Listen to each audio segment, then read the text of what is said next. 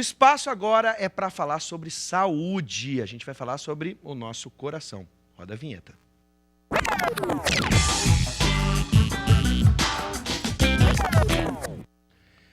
Essa semana, o ex-atleta do Internacional, Caçapava, morreu em virtude de um infarto.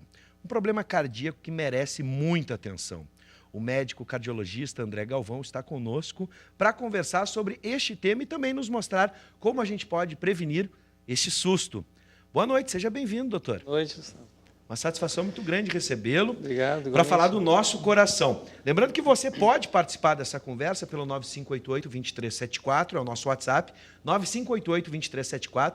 Mande a sua pergunta que o doutor vai nos orientar. Bom, doutor André, para começar a conversa, o que é o infarto, né? Infarto, o pessoal fala infarte, né? Como é que ele acontece? Como é que é o nome certo para a gente falar para quem está em casa? Infarto ou infarte, tanto faz, né? Tanto faz. O que é importante saber é que o infarto do miocárdio é quando a passagem de sangue que leva os nutrientes para o músculo do coração é cessada, é bloqueada por um coágulo ou por uma placa de gordura que entope as artérias, uma parte do coração deixa de receber sangue, combustível, para continuar batendo. Então, uma parte do coração morre. E esta lesão que fica é o infarto do miocárdio. Esse infarto, essa lesão pode ser uma coisa fatal ou não, dependendo da extensão e diversos fatores também, né? Bom, está todo mundo em casa perguntando agora, quem é que está mais vulnerável a ter um infarto, né? O perfil dessa pessoa, vamos ver... muita gente vai imaginar pessoas com um péssimo hábito de vida, né? Mas existe também uma relação genética? Sem dúvida, né? Existe sim. Existe assim diversos fatores de risco, né? Alguns que não se pode modificar, como a carga genética da pessoa. E então essas pessoas que têm um histórico familiar muito forte, pesado de familiares de primeiro grau que já tiveram morte precoce por infarto ou que tiveram uma cirurgia de ponte de safena muito precoce, essas pessoas têm que se preocupar um pouco mais, né? E tentar controlar os fatores de riscos que são modificáveis, que a gente pode intervir e controlar, como o tabagismo, a hipertensão, o colesterol alto, a obesidade, uma série de fatores, né? Bom, vamos com alguns mitos e verdades antes de a gente seguir com as perguntas mais complexas. Isso. Mitos e verdades, né? Sim. Homens têm mais risco que as mulheres? Exato. Até uma determinada faixa etária existe um risco maior no sexo masculino. A partir dos 50 anos, isso começa a mudar um pouco, né? As mulheres começam a se equiparar um pouco aos homens, né? O infarto no sexo feminino nas mulheres é uma coisa que é um pouco diferente, assim, a fisiopatologia, a maneira como ocorre é a mesma, mas tem nuances diferentes da do homem. Eu diria que os homens são mais previsíveis do que as mulheres, entende? Ah, interessante. Bom, agora outro mito e verdade, né? Se é mito ou se é verdade. A gente costuma dizer que quem é muito jovem e costuma ter um infarto, o risco de ser fatal é muito maior do que alguma pessoa que já... né, avançou para a melhor idade. Exatamente, né? É verdade. Essas pessoas, geralmente os mais jovens, quando sofrem um infarto, o coração, o músculo cardíaco não está tão preparado para sofrer aquele infarto. Apesar dele ser jovem e ter mais resistência física, né, mas o coração não desenvolveu defesas suficientes para se defender daquele infarto, daquela lesão. Entende? Sim. Então, o risco de morte, de óbito, é maior. Bom, a gente estava falando sobre cerveja agora há pouco, o mestre lembrou algumas propriedades que podem ser benéficas, claro, bebendo moderadamente. O vinho também é associado, de certa forma. Isso é verdade? Então, com relação às bebidas alcoólicas, né, se sabe que existe principalmente com o vinho tinto, existe substâncias que ajudam a proteger um pouco o sistema cardiovascular, mas isso até determinado limite. Se diz que é uma curva J, né, que se chama, até determinado limite de ingestão de álcool, principalmente de vinho tinto, existe uma proteção razoável, mas a partir conforme essa ingestão vai aumentando a quantidade, esse risco volta a subir. Então o risco de haver problemas cardíacos pela ingestão de álcool aumenta de novo. entende? Então, por isso que se diz o consumo moderado, Sim. porque se passa de moderado, começa a aumentar o risco A também. gente estava falando principalmente do vinho tinto, né? Exato. Também outras bebidas alcoólicas, mas então já ficou claro para você aí de casa que não é que quanto mais tomar, mais protegido vai ficar, né, doutor? De maneira nenhuma. Não é por aí. Bom, nessa semana o Ministério da Saúde entrou em acordo, né, com as indústrias, com a indústria alimentícia e retirou o sal, uma bela porcentagem de sal das comidas. Isso ajuda? Sem dúvida, sem dúvida. Isso se sabe assim que a ingesta de sal em excesso aumenta muito a incidência de doenças cardiovasculares, principalmente a hipertensão, né? Sim. E a hipertensão é uma doença e um fator de risco para levar ao infarto, a derrames, a insuficiência cardíaca, uma série de problemas. E com essa medida simples do Ministério da Saúde, se sabe que o número de infartos ou de derrames que vai se prevenir daqui adiante, em mais ou menos 5, 6 anos, é muito grande. O senhor é a favor, por exemplo, da lei polêmica que tivemos aqui, da retirada dos saleiros das mesas? Então, é uma polêmica realmente, Sim. né? Porque é uma coisa que na verdade, interfere no livre-arbítrio da pessoa de usar o sal, mas de certa forma, isso pode ajudar, com certeza. Pode ajudar, principalmente em adolescentes, crianças, né? A ter um hábito melhor de vida, né? Sim. Um hábito mais saudável de alimentação. Às vezes o hábito é tão forte que é quase automático. O cara pega o Exatamente, saleiro, já sai exatamente. botando e nem provou para ver se Exatamente, tem sal ou não. verdade. Bom, tem WhatsApp? Vamos lá. 9588-2374. Quem mandou foi o Fábio de Gravataí. Grande abraço para o Fábio e abraço para todo mundo de Gravataí que está assistindo o programa. Li um artigo que disse que os Estados Unidos revisaram suas diretrizes nutricionais e retiraram, né, a restrição à ingestão de colesterol. Haja vista que nenhum estudo científico comprovou a relação com o infarto. Isso é verdade? E a gente tem o bom e o mal, né, colesterol? Exatamente. Hoje em dia está se estudando muito isso, né? Assim, o quanto o colesterol realmente é um vilão ou não é.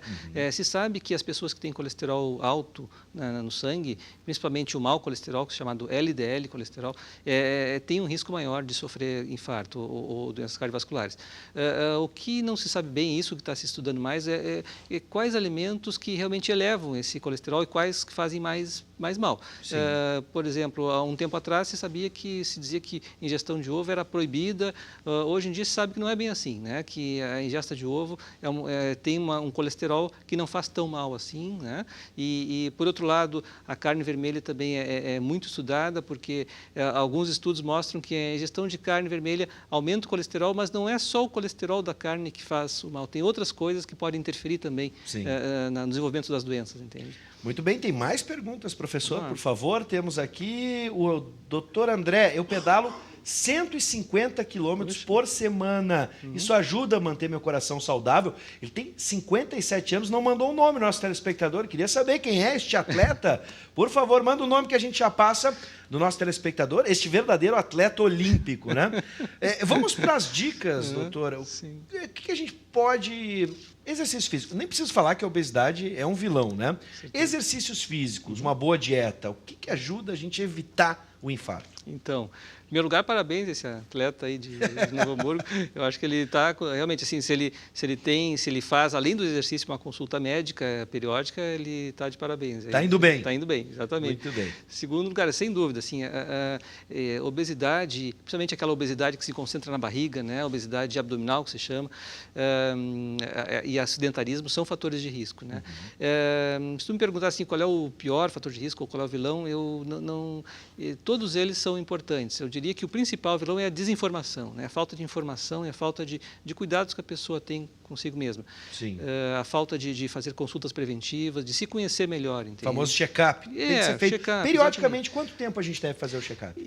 Depende muito é uma coisa muito individual, né? Se a pessoa tem problemas já, a pessoa deve ser individualizada conforme o seu médico determina, né? Mas se a pessoa não tem nenhum problema, a partir de 40 anos, uma vez por ano, é importante fazer uma consulta preventiva, né? Não necessariamente fazer exames, assim, qualquer tipo de exame, mas fazer uma consulta médica, avaliar o seu risco, qual é o seu risco, se eu tenho um risco maior ou não tem, esse tipo de coisa. Assim. Bom, em primeiro lugar, um abraço para o Rogério, futuro medalhista. Parabéns. Né? 57 anos pedalando 150 quilômetros por semana. Está indo muito bem. Um abraço para o Rogério de Novo Hamburgo. Parabéns. Mais um WhatsApp.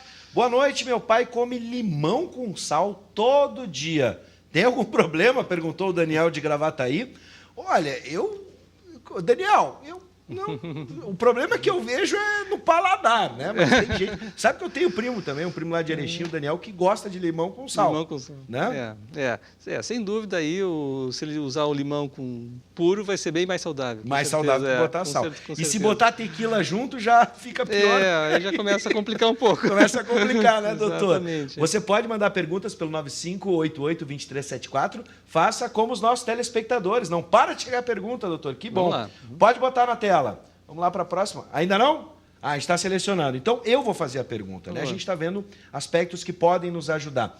Aqui a gente tem... O doutor trouxe um... Né? Como é que a gente chama? Manequim. Um manequim, esse boneco. Uns põem nome no boneco. Vou botar o nome do Zé. Pronto, o Zé está aqui com a gente. É a Anne, geralmente. A Anne que se chama? Então, porque tem o de soco lá, que eles dizem, é o Bob. Essa é a Anne. Então, vamos para a Anne. Anne, seja bem-vinda ao programa. A Anne está com algum problema? O que está acontecendo com ela? Então, a Anne pode ter tido um mal-estar, uma dor no peito, uma tontura e, de repente, desmaiou. Esses são os primeiros... A gente fala do braço também, braço esquerdo, exato, enfim, são indícios. São vários sintomas, né? O infarto não tem se sabe que tem uma característica mais comum, que é a dor no peito em aperto, ou como se fosse esmagando o peito, né? E que se espalha para os braços, mandíbula, costas. Mas, muitas vezes, e aí é um ponto importante, em 30% das vezes, a primeira manifestação da pessoa que tem problema no coração já é o infarto. E isso, muitas vezes, a pessoa não sabe, não se dá conta e acaba não valorizando aquela dor no peito. Sim. Então, sempre uma dor no peito que, se é uma dor pesada, forte, que se espalha, sempre deve ser bem valorizada e procurar ajuda médica. Sempre, Bom, e aí no caso, por exemplo, de uma massagem cardíaca, se eu comecei a sentir, né, essa dor forte no peito, se espalhando para os braços, mandíbula, um enjoo, tontura, eu estou achando que eu estou tendo um infarto. Eu aviso as pessoas que estão em volta, não estou me sentindo bem. O que eu devo fazer? Deitar e aí se inicia imediatamente ou tem que esperar o indivíduo? Então, assim, a primeira coisa é procurar atendimento médico, né? Procurar uma emergência, um pronto atendimento o mais próximo possível.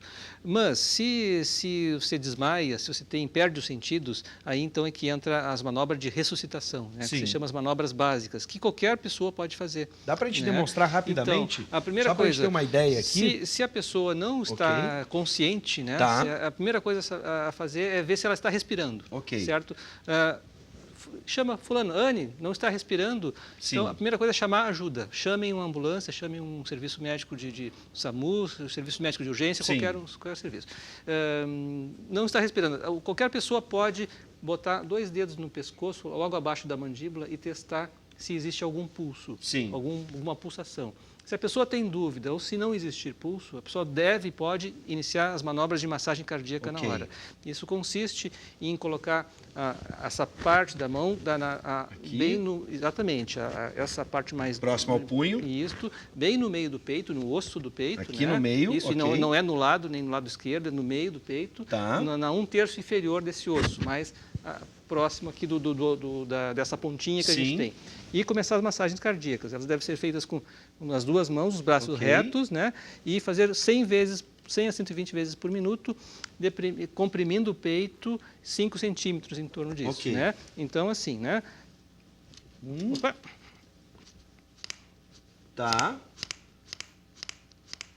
Assim, nesse ritmo, né? E essas massagens devem ser continuadas até que se chegue alguma ajuda, né? E há um tempo atrás, até um tempo atrás, se preconizava fazer respiração boca a boca. Se não existe um serviço médico que seja apto para fazer respiração, não se faz. Bom, quero agradecer. Doutor André, seja bem-vindo. Volte mais vezes para nos orientar, para a gente cuidar do nosso coração.